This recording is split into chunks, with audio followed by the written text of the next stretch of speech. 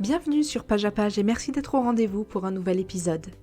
Voyage au centre de la Terre est un roman d'aventure de l'écrivain français Jules Verne, publié en 1864. Cette œuvre emblématique de la littérature de science-fiction nous plonge dans l'univers fascinant du professeur Otto Lidenbrock et de son neveu, Axel, qui entreprennent un voyage extraordinaire au sein des entrailles de notre planète. Au travers de cette aventure captivante, Verne explore les notions de découverte, d'exploration scientifique et d'audace, tout en laissant la porte ouverte à une réflexion sur la curiosité humaine et les limites de notre compréhension de la nature.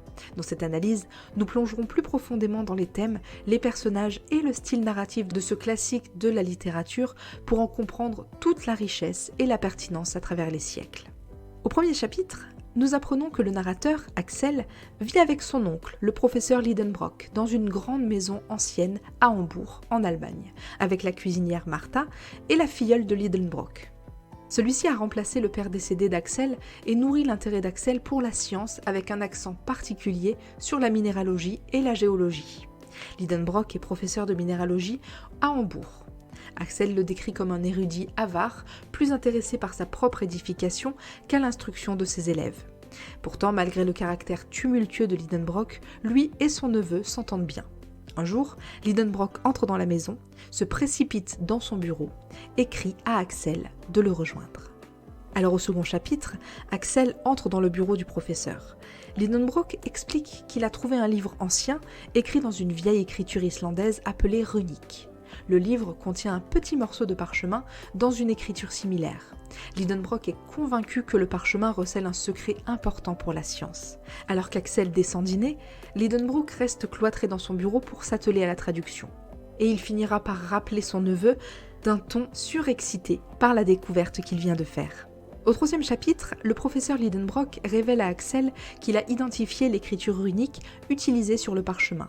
Il dicte une traduction à son neveu, mais le résultat final n'est pas encore tout à fait probant. Au lieu de se décourager, Lidenbrock considère ce résultat comme une confirmation que le parchemin est un cryptographe ou un message codé. Un examen plus approfondi du livre révèle finalement qu'il a été écrit par un professeur d'alchimie au XVIe siècle, un homme nommé Arne Saknussemm.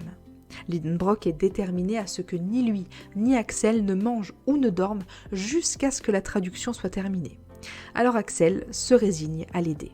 Son esprit s'égare cependant lorsqu'il pense à Grauben, la filleule de Lidenbrock, qui est sa meilleure amie et également sa future conjointe. Son oncle dit à Axel d'écrire une phrase au hasard pour que Lidenbrock puisse tester sa méthode de traduction.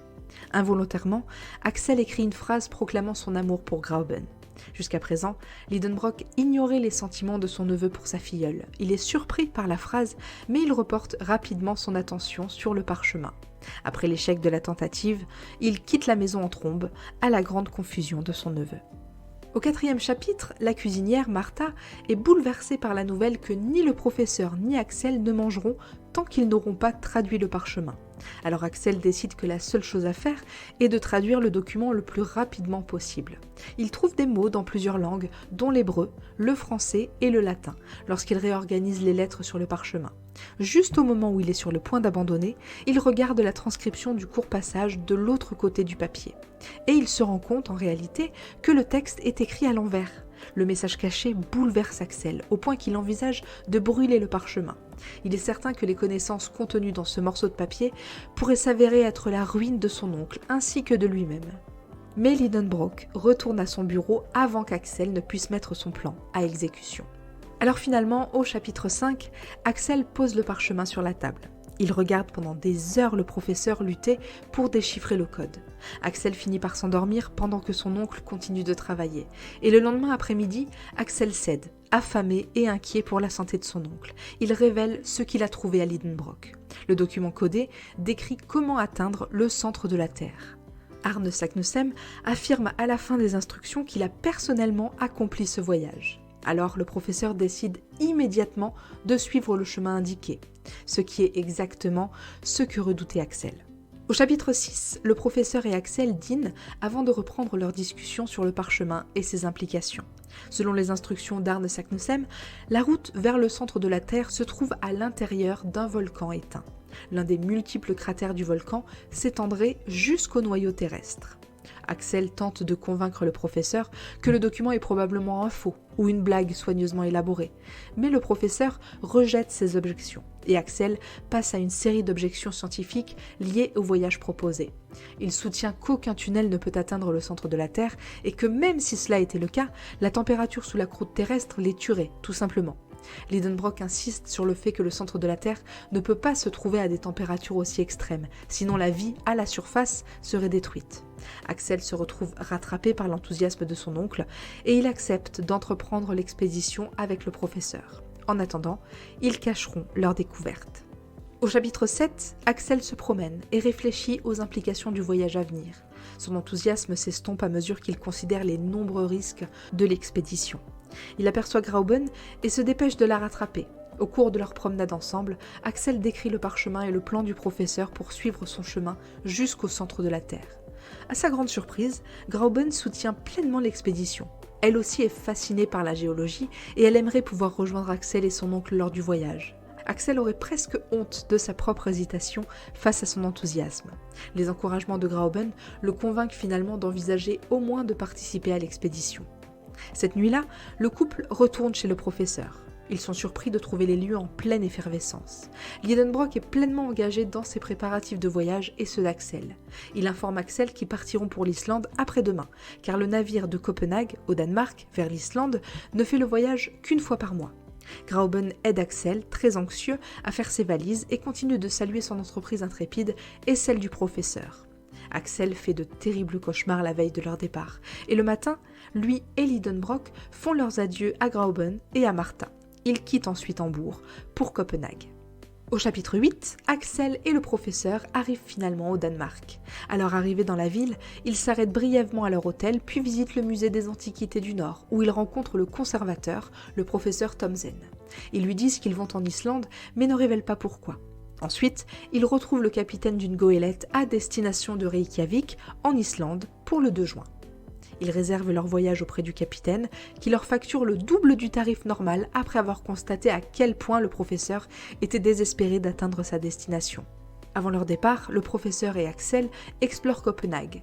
Lidenbrock oblige Axel à escalader le clocher d'une église locale 5 jours de suite, dans l'espoir que l'activité aidera Axel à surmonter sa peur des hauteurs. Mais l'expérience ne guérit pas complètement Axel, qui s'habitue cependant légèrement à regarder de haut tout en gardant le contrôle de sa peur. Au chapitre 9, alors que Axel et le professeur naviguent de Copenhague vers l'Islande à bord de la goélette, Lidenbrock souffle terriblement de mal de mer. Il doit pourtant prendre son mal en patience puisque le voyage dure 10 jours. Son moral s'éclaire enfin lorsqu'il aperçoit le volcan se profiler au-dessus de la baie. Axel et Lidenbrock rencontrent alors le gouverneur d'Islande, le maire de Reykjavik et M. Fridriksen qui enseigne les sciences naturelles à l'université locale. Ce dernier propose d'ailleurs de les héberger lors de leur séjour à Reykjavik. Axel et M. Fridriksen deviennent amis en partie à cause de leur intérêt commun pour les sciences naturelles et en partie parce que M. Fridriksen est la seule personne de la ville à parler latin. Axel ne parle pas l'hébreu, ni l'anglais, et encore moins le danois ou le français, qui sont les principales langues enseignées à l'école nationale de Reykjavik. Il a donc du mal à converser avec les locaux. Il décide néanmoins d'explorer la ville, même si son oncle refuse de le rejoindre. Au chapitre 10, le soir, Axel et le professeur dînent avec leur hôte, M. Fridriksen. Lidenbrock tente de s'enquérir négligemment du volcan et de l'œuvre d'Arne Saknussemm, sans révéler ses intentions. Axel ne sait pas si cette mascarade réussit ou si Fridriksen est tout simplement trop poli pour se mêler de leurs véritables affaires en Islande. Lidenbrock a du mal à contenir son enthousiasme lorsqu'il apprend que très peu de gens ont déjà visité le volcan. Il est peu probable que quiconque ait découvert la route secrète de Saknussemm vers le centre de la Terre. Fridriksen propose de trouver un guide pour Axel et Lidenbrock. Les deux aventuriers prévoient de retrouver leur guide le lendemain. Au chapitre 11, Axel et le professeur rencontrent finalement leur guide. Hans Bilk, un chasseur résident. Hans se spécialise dans la récolte des plumes des Nideider qui constituent une exportation précieuse pour l'Islande. Lidenbrock engage Hans pour les accompagner pendant toute la durée de leur expédition. Il ne dit cependant pas précisément à Hans l'endroit exact où ils se rendent. Axel est impressionné par le caractère stable et stoïque de Hans, qui se démarque de l'énergie agitée de Lidenbrock. Les 3 hommes rassemblent leurs provisions pour le voyage, puis partent pour le volcan éteint le 16 juin. Lidenbrock prédit que le voyage durera 7 à 8 jours. Au chapitre 12, le trio d'aventuriers traverse le sud-ouest de l'Islande en direction du volcan. Axel admire la campagne islandaise sauvage et désolée. Le groupe prend un petit déjeuner avant de se diriger vers Gardar. Sur la rive sud d'un fjord, ils sont obligés d'attendre que la marée tourne pour pouvoir traverser. Ce soir-là, ils arrivent à Gardar et passent la nuit à l'église locale. Au chapitre 13, les 3 hommes passent la nuit dans une maison près de Gardar. Leur hôte est un paysan qui a 19 enfants. Pourtant, malgré la taille de la famille, il y a suffisamment de nourriture pour tout le monde au dîner. L'hôte offre à ses 3 visiteurs un endroit sûr où dormir avant de reprendre leur voyage. Et les 3 jours suivants sont consacrés à la traversée d'un terrain de plus en plus austère, marqué par les éruptions passées du volcan aujourd'hui éteint. Le 21 juin, les visiteurs arrivent à la base du volcan. Ils se rendent au village de Stapi où ils prévoient de se reposer avant de commencer l'ascension. Au chapitre 14, le recteur de Stapi se révèle être un homme bourru et indifférent. Axel se rappelle que les recteurs ou les prêtres en Islande reçoivent très peu d'argent pour leur travail et mènent une vie difficile. Il pardonne donc une partie du comportement grossier du recteur envers lui-même et envers son oncle. Le professeur cependant décide d'écourter leur séjour à Stapi maintenant qu'il a rencontré l'hôte et constaté les conditions de logement inconfortables qui seront leur lot tant qu'ils resteront au village. Axel souhaiterait pouvoir dissuader son oncle d'entreprendre l'ascension périlleuse du volcan. Il reconnaît cependant qu'il est peu probable que Lidenbrock mette de côté ses ambitions maintenant qu'elles sont si proches de réussir. Alors Axel se rassure en se disant qu'ils ne trouveront probablement rien d'autre qu'un cratère au sommet du volcan. Cependant, il craint toujours que le parchemin d'Arne Saknussemm ne se révèle authentique et qu'il trouve un chemin vers les entrailles de la Terre. Et puis, rien ne garantit que le volcan restera en sommeil pendant leur expédition, il pourrait être pris dans une éruption. Et d'ailleurs, Axel fait part de cette dernière inquiétude à son oncle. Mais Lidenbrock le rassure, une éruption ne se produira pas de sitôt. Les bouches de vapeur et les sources chaudes autour du volcan relâchent régulièrement la pression à l'intérieur, de sorte qu'il ne reste plus assez de force pour provoquer une éruption. Alors le professeur consacre le 22 juin aux derniers préparatifs de son ascension. Il convainc 3 hommes de les accompagner jusqu'au sommet et de s'occuper des chevaux. Les 3 hommes engagés retourneront ensuite à Stapi, tandis que le reste du groupe continuera dans le cratère du volcan. Le 23 juin, il paie la forte somme exigée par le recteur en échange d'une hospitalité douteuse. Puis, le professeur, Axel et Hans quittent Stapi avec leur équipage. Au chapitre 15, les 3 hommes de Stapi, le professeur, Axel et Hans gravissent le volcan. La randonnée sinueuse vers le haut leur prend toute la journée et ils sont presque pris dans un petit cyclone de poussière et de roches créé par le vent venant des glaciers. Heureusement, Hans repère le danger suffisamment à temps pour guider le groupe vers la sécurité. En chemin vers le sommet, Axel observe que les terres environnantes sont marquées par des signes d'activité sismique de faible intensité qui suggèrent la présence de lave sous la surface terrestre. Il se convainc donc qu'il sera impossible d'atteindre le centre de la Terre avec autant de chaleur. Le groupe atteint finalement le sommet 1 heure avant minuit et se réfugie à l'entrée du cratère. Au chapitre 16, Hans ouvre la voie jusqu'au fond du cratère. Les 3 hommes de main retournent de leur côté à Stapi. Le professeur trouve un piédestal en pierre à la base du cratère sur lequel est inscrit le nom d'Arne Saknussemm. Il y a 3 trous disposés autour du cratère qui mènent plus loin dans le volcan. Lidenbrock en déduit qu'à cette période précise de l'année, le soleil de midi projettera une ombre sur la bonne entrée. Malheureusement, il pleut pendant des jours sans aucun signe de ralentissement.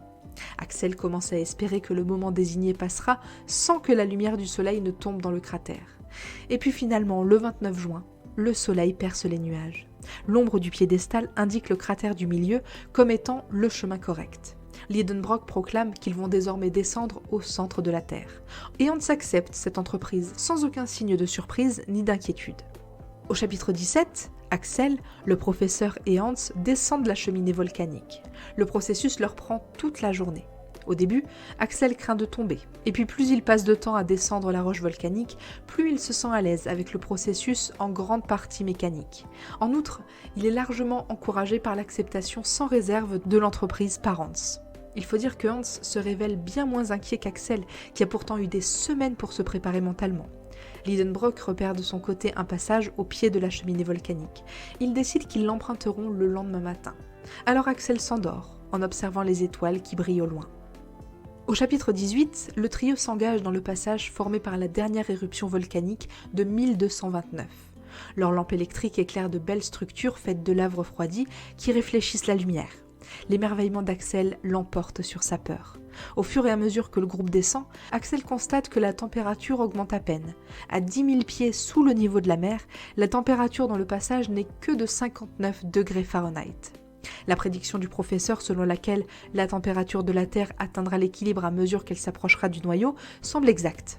Il n'y a aucun signe de la chaleur violente qu'Axel craignait à l'origine. Celui-ci ne peut d'ailleurs pas expliquer pourquoi l'intérieur du volcan dégage une atmosphère si fraîche, étant donné les sources chaudes et les geysers à la surface. Au chapitre 19, les trois personnages atteignent une bifurcation dans le passage lors de leur deuxième jour sous la surface terrestre. Lidenbrock choisit la voie de l'Est, et le lendemain, Axel remarque que le passage a commencé à monter lentement. Il prédit à son oncle qu'ils finiront par remonter à la surface si la pente ascendante se poursuit. Mais Lidenbrock refuse catégoriquement de revenir à l'embranchement initial du tunnel. Il semble qu'ils aient choisi le mauvais chemin, mais le professeur ne voit d'autre choix que de continuer jusqu'au bout du passage. Si cela devient une impasse ou ramène à la surface, ils feront simplement demi-tour et reviendront par où ils sont venus. Axel se permet toutefois de lui rappeler qu'ils n'ont pas une réserve illimitée d'eau. Alors au chapitre 20, les explorateurs commencent à rationner leur eau.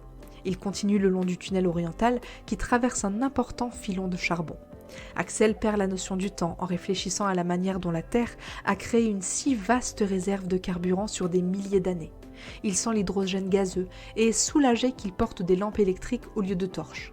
Une seule flamme aurait pu provoquer une explosion massive. Finalement, le professeur, Axel et Hans atteignent le bout du tunnel. Il n'y a pas d'autre choix que de revenir par là où ils sont venus et d'essayer l'autre passage. Lidenbrock prédit qu'il leur faudra 3 jours pour atteindre la bifurcation. Et Axel craint qu'il ne succombe à la soif avant de pouvoir trouver une réserve d'eau fraîche. Mais le professeur le réprimande tout simplement pour avoir exprimé sa peur. Au chapitre 21, les 3 hommes atteignent la bifurcation originale du passage. Axel s'effondre et le professeur lui donne sa dernière gorgée d'eau. Une fois qu'Axel a repris ses esprits, il insiste sur le fait qu'ils doivent retourner au cratère et sortir du volcan. Lidenbrock est déçu de la décision de son neveu. Il soutient qu'Axel devrait repartir avec Hanks, mais qu'il doit mener l'expédition jusqu'au bout. Alors Axel tente sans succès de convaincre Hans de l'aider à faire sortir Lidenbrock du tunnel et à le remonter à la surface. Le professeur propose alors qu'ils passent une journée à explorer le tunnel ouest. S'ils n'ont pas trouvé d'eau en fin de journée, il acceptera d'abandonner l'expédition. Axel accepte à son tour, à contre-cœur. Au chapitre 22, le tunnel ouest descend rapidement à travers plusieurs niveaux de roches. En fin de journée, il n'y a toujours aucune trace d'eau. Axel s'effondre une nouvelle fois et refuse d'aller plus loin. Hans et le professeur s'allongent à côté de lui. Alors qu'Axel lutte contre le tourment de sa soif grandissante, il croit entendre un léger bruit au loin. Hans se lève de son sac de couchage et disparaît dans le noir. Au début, Axel croit que Hans les a abandonnés, puis il se rend compte que celui-ci s'est en réalité enfoncé plus profondément dans le tunnel. Au chapitre 23, Hans revient de ses recherches et informe Axel et le professeur qu'il a trouvé de l'eau. Ils le suivent en toute hâte. Au bout d'1 heure, ils trouvent le point où le bruit de l'eau est le plus fort. Un mur de granit les sépare du tonnant, mais Hans perce courageusement un trou dans le mur avec sa pioche. L'eau minérale est bouillante, mais a une saveur très agréable une fois refroidie. Ils remplissent leurs gourdes, puis décident de se reposer quelques heures. Une fois le matin arrivé, ils suivront le ruissellement de l'eau dans le passage. Le ruisseau leur fournira un approvisionnement constant en eau, tout en les dirigeant vers le bas. Au chapitre 24, les 3 aventuriers poursuivent leur descente régulière à travers la terre. Le ruisseau, qu'ils ont nommé Hansbach, les accompagne dans le tunnel. Ils atteignent un abîme abrupt et descendent prudemment sur ses flancs. Le 15 juillet, ils se trouvent à 7 lieues ou à environ 21 miles sous la surface de la Terre. Ils ne se trouvent plus sous l'Islande, mais se sont frayés un chemin sous l'océan.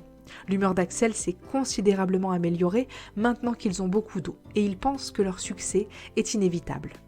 Les 3 explorateurs passent le 19 juillet à se reposer dans une grotte souterraine. Lidenbrock calcule qu'il se trouve maintenant à 85 lieues au sud-est du volcan.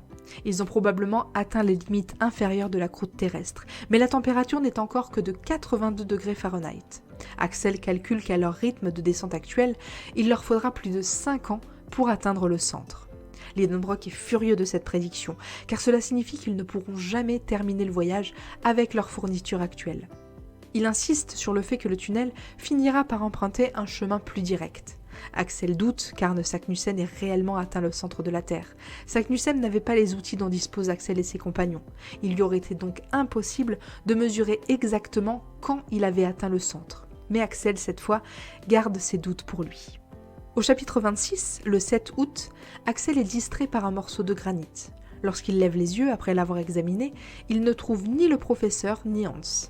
Ils étaient pourtant derrière lui quelques minutes auparavant, mais ils sont désormais introuvables.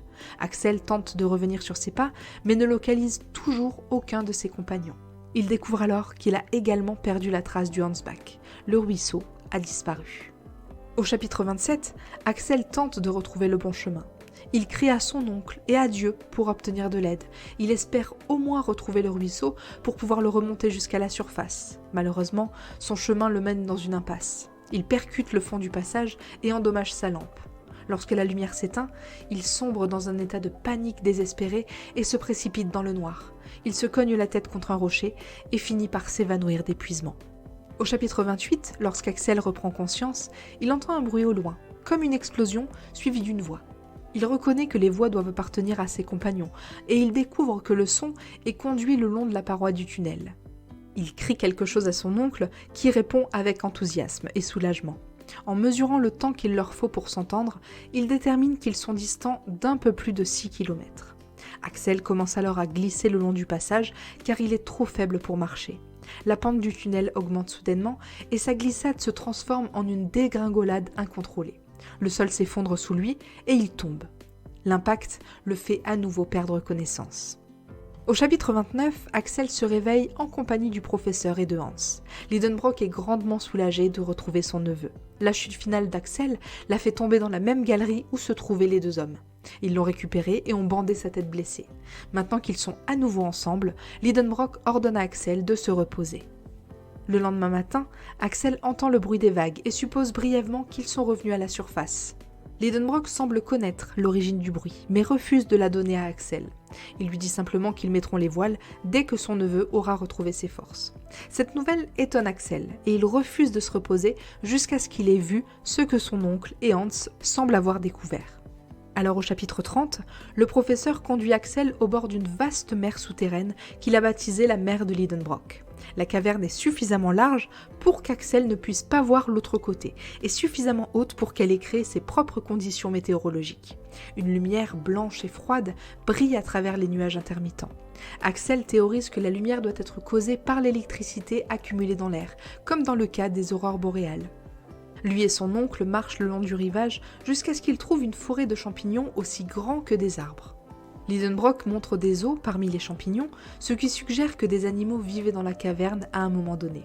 Axel regarde la mer et imagine voir un bateau apparaître à l'horizon, mais il se rappelle ensuite que lui, Lidenbrock et Hans sont seuls sous terre. Au bout d'une heure, Axel retourne à leur camp et s'endort. Au chapitre 31, le lendemain matin, Axel et le professeur regardent la marée monter après leur petit déjeuner.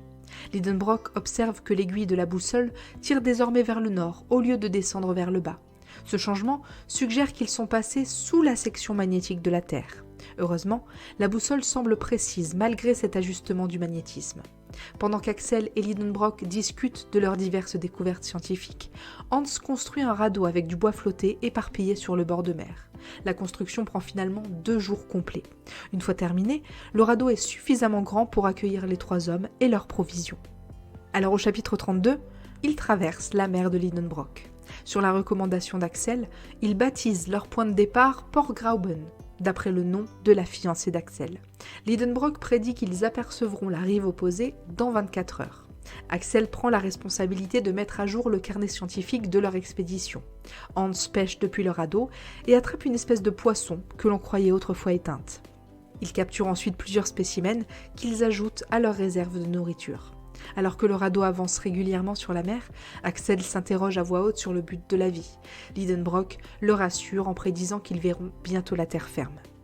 Au chapitre 33, le professeur Lidenbrock s'impatiente face au temps passé sur la mer. Il avait initialement prédit que celle-ci aurait 30 lieues de diamètre, mais ils ont traversé 3 fois cette longueur sans aucun signe de terre. Peu de temps après, ils aperçoivent ce qui semble être un troupeau de monstres nageant autour d'eux. Hans se rend compte en observant de plus près qu'il n'y a en réalité que 2 créatures. L'un d'eux est un dinosaure serpentin, appelé plésiosaure, et l'autre est une énorme bête crocodilienne, appelée ichthyosaure. Le plésiosaure et l'ichthyosaure s'engagent dans une longue bataille qui menace de faire chavirer le radeau des explorateurs. À la fin, l'ichthyosaure tue le plésiosaure, puis disparaît dans les profondeurs. Axel se demande s'il réapparaîtra plus tard pour chasser leur petite embarcation.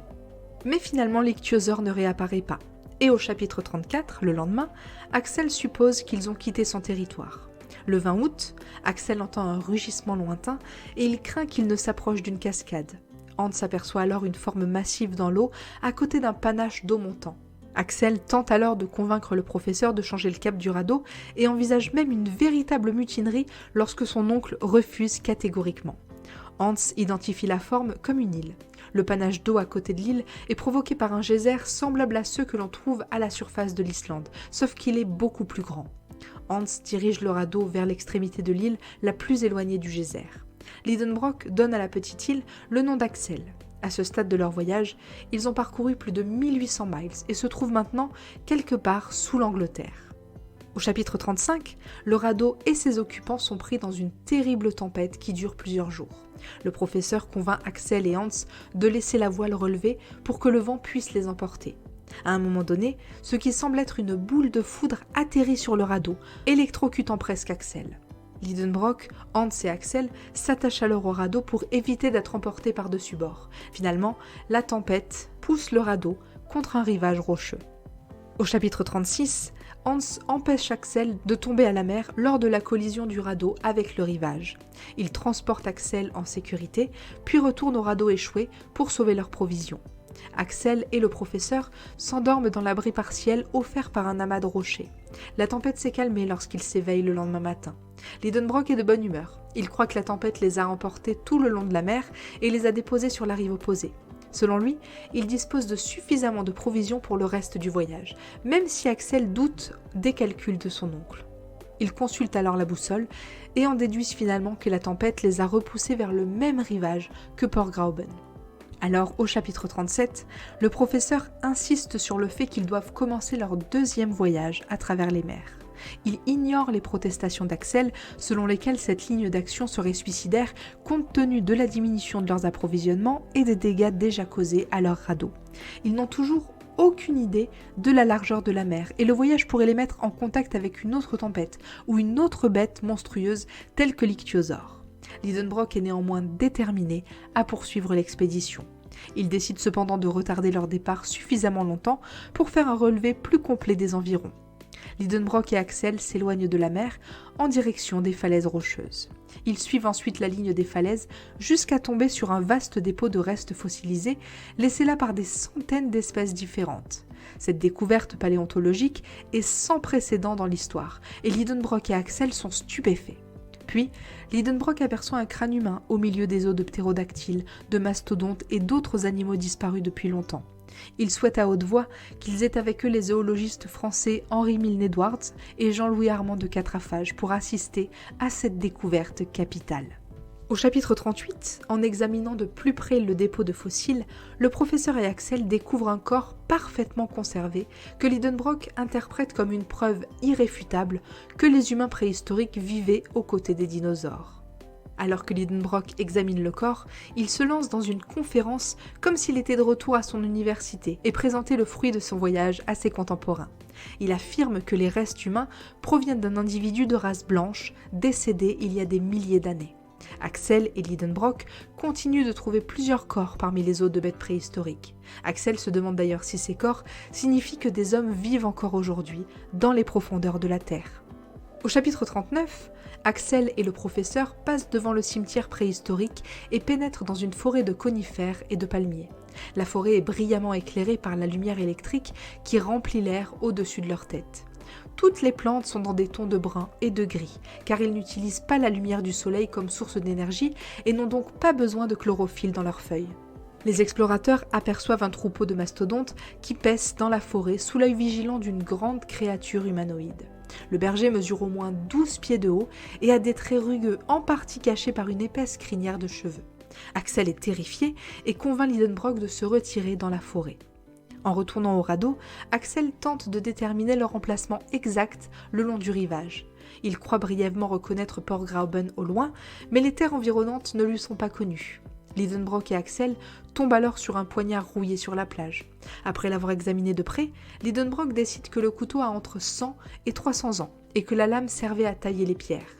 Les deux aventuriers, excités, recherchent alors une gravure et repèrent une dalle de granit marquée des initiales AS, ce qui confirme leur espoir qu'Arne Saknussemm ait suivi ce chemin pour son expédition. Au chapitre 40, le professeur Lidenbrock salue la clairvoyance d'Arne Saknussemm en laissant derrière lui un marqueur indiquant la prochaine étape de son voyage. Axel et Lidenbrock retournent alors auprès de Hans et tous les trois guident le radeau jusqu'au point de rivage qui porte la marque de Saknussemm. Ils se préparent à entrer dans un tunnel à flanc de falaise et découvrent qu'il est bloqué par des débris. Axel refuse d'admettre sa défaite. Il propose qu'ils utilisent leur poudre à canon pour se frayer un chemin à travers les roches tombées. Lidenbrock est d'accord, mais insiste sur le fait qu'ils devraient d'abord se reposer pendant la nuit avant de tenter de pénétrer dans le tunnel. Au chapitre 41, le matin du 27 août, le professeur, Axel et Hans tentent de faire sauter les débris bloquant le passage d'Arne Saknussemm. Ils s'assoient sur le radeau, bien loin du site de l'explosion, ce qui s'avère être une sage décision. L'explosion ouvre un grand trou dans le sol qui mène à un tunnel plus souterrain encore. La mer s'engouffre dans l'ouverture et entraîne le radeau avec elle. Axel et ses amis tombent pendant des heures dans l'obscurité totale. Hans allume alors une lanterne et Axel découvre que la plupart de leurs provisions et tous leurs outils ont disparu. Puis, la lumière de la lanterne s'éteint, les laissant à nouveau dans le noir complet. Le radeau tombe verticalement dans un passage sombre avant d'entrer en collision avec l'eau du fond. Au chapitre 42, Axel se rend compte que le radeau a cessé de tomber et se dirige maintenant vers une destination inconnue. Ils avancent toujours à un rythme soutenu le long d'un puits vertical dans la roche, mais le trajet est beaucoup plus fluide qu'auparavant. Le professeur suggère qu'ils prennent un repas tant qu'ils en ont l'occasion. La nourriture ravive une partie de l'espoir d'Axel pour l'avenir, même s'il pense toujours que leurs perspectives sont sombres. Lidenbrock suit leur progression en fonction des niveaux géologiques de la Terre. L'air dans le puits devient insupportablement chaud et l'eau autour du radeau atteint le point d'ébullition. Quand Axel regarde la boussole, il se rend compte qu'elle ne fonctionne plus. Au chapitre 49, la remontée du puits devient de plus en plus turbulente et Axel craint d'être pris au milieu d'un tremblement de terre. Le professeur répond qu'ils sont emportés par une éruption volcanique. Cette information ne fait pas grand-chose pour calmer les nerfs déjà à vif d'Axel. Cependant, le professeur le rassure. C'est en fait une bonne évolution, car c'est le seul moyen pour eux d'atteindre la surface avant de mourir de faim. L'éruption s'arrête à plusieurs reprises, ce qui ralentit leur progression vers le puits volcanique. Des flammes et des fumées nocives entourent le radeau. Finalement, le radeau est poussé à l'extérieur du cratère du volcan, à l'air libre. Axel perd totalement la trace de son environnement lors de la dernière étape de l'ascension. Au chapitre 44, lorsqu'Axel reprend ses esprits, il constate qu'il se trouve près de la base d'un volcan. Le climat est chaud et ensoleillé, et Hans est le premier à reconnaître qu'ils ne sont pas en Islande. Le volcan d'où ils ont émergé est toujours en éruption, mais ils sont hors de danger si bas sur la pente. Celle-ci regorge de végétation verdoyante, notamment de vignes, de grenadiers et d'oliviers. Hans attrape alors un enfant qui passe, et le professeur l'interroge en plusieurs langues avant de finalement comprendre qu'il se trouve en Italie, et que le volcan en question est le Stromboli. Lidenbrock se demande comment ils ont pu remonter la Méditerranée alors que la boussole indiquait que la tempête souterraine les avait poussés vers le nord. Axel est soulagé d'être à la surface, et le reste n'a finalement que peu d'importance. Ils voyagent ensemble à San Vincenzo, où Lidenbrock verse à Hans son salaire hebdomadaire et le remercie pour son aide. Axel voit alors Hans sourire pour la première fois. Et finalement, au chapitre 45, pour éviter de dérouter les locaux, Axel, le professeur et Hans se font passer pour des marins naufragés au lieu de tenter d'expliquer leur voyage épique à travers les entrailles de la Terre. Les trois hommes retournent à Hambourg, où Lidenbrock et Axel retrouvent Graüben et la cuisinière Martha. la majeure partie de Hambourg est désormais au courant de l'expédition de Lidenbrock et Axel.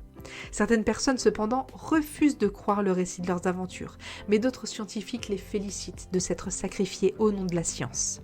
Lidenbrock commence à correspondre avec des scientifiques du monde entier au sujet de ses diverses découvertes au cours de l'expédition. Hans, lui, a le mal du pays et rentre chez lui en Islande, au grand regret d'Axel et de Lidenbrock. 6 mois après leur retour à Hambourg, Axel retrouve la boussole qui a causé tant de confusion. En réalité, il constate que la polarité de la boussole a été inversée. L'aiguille pointe vers le sud au lieu du nord. Il montre la boussole à Lidenbrock, qui se rend compte qu'ils ont dû atterrir sur la rive sud de la mer de Lidenbrock, et non sur la rive nord comme il le croyait à l'origine. La tempête les a poussés à traverser la mer du côté opposé.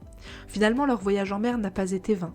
Axel annonce que le changement de polarité a dû se produire lorsque la boule de foudre a atterri sur leur radeau et a magnétisé tout le métal à bord de la petite embarcation. À partir de ce moment-là, ils ont compté sur une boussole défectueuse. Axel et Lidenbrock sont soulagés que cette dernière question soit réglée. Axel et Grauben se marient peu de temps après, ils continuent de vivre avec Lidenbrock, qui est désormais célèbre dans la communauté scientifique et populaire grâce, en partie, aux récits publiés par Axel. Et c'est ainsi que se termine le roman. Voyage au centre de la Terre de Jules Verne est un roman d'aventure classique qui allie science, exploration et imagination. Le roman met en avant l'exploration scientifique comme thème central. Le professeur Lidenbrock, un géologue, entreprend son voyage audacieux au centre de la Terre en quête de découvertes géologiques. Cette exploration reflète l'enthousiasme du XIXe siècle pour les sciences naturelles et géologiques. Jules Verne parvient ainsi à équilibrer habilement la science avec l'imagination. Le roman repose sur des éléments scientifiques de l'époque, mais il utilise ses connaissances pour créer un monde souterrain fantastique, peuplé de créatures préhistoriques et de phénomènes extraordinaires. Le voyage de Lidenbrock et d'Axel est motivé par la soif de connaissance. Ils sont prêts à affronter des dangers inconnus pour acquérir de nouvelles informations sur la Terre. Et ainsi, le voyage au centre de la Terre transforme les personnages. Axel passe de l'inexpérience à la maturité, le professeur approfondit son humilité scientifique et Hans démontre sa loyauté. Le voyage finalement devient une aventure initiatique qui change les personnages de l'intérieur. Au final, le roman a eu un impact significatif sur la littérature d'aventure et de science-fiction. Il a inspiré de nombreux auteurs et a contribué à populariser le genre de la science-fiction. Jules Verne a écrit le roman à une époque où l'éducation scientifique gagnait en importance. Voyage au centre de la Terre parvient ainsi à être éducatif tout en restant divertissant. Il expose des concepts scientifiques tout en offrant une histoire captivante, illustrant comment l'éducation et le divertissement peuvent être combinés de manière efficace. Et c'est tout pour cet épisode dédié à Voyage au centre de la Terre de Jules Verne. Merci beaucoup de l'avoir suivi. Pour aller un peu plus loin ou acquérir le livre, vous trouverez ci-dessous dans la description tous les liens associés. N'hésitez pas également à noter notre programme avec la note maximale et à nous suivre pour ne rien rater de nos futurs contenus, toujours sur tonlivre.fr. Merci et à très bientôt avec un nouveau livre.